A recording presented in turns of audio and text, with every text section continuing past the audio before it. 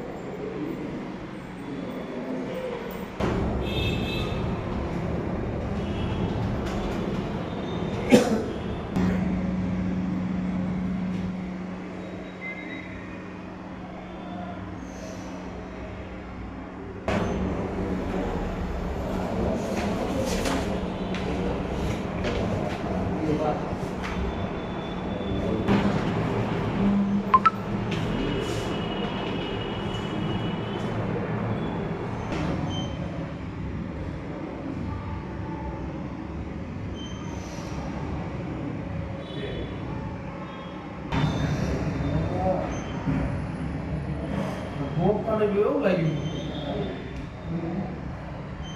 itu berusaha kalian pun jadi, maaf.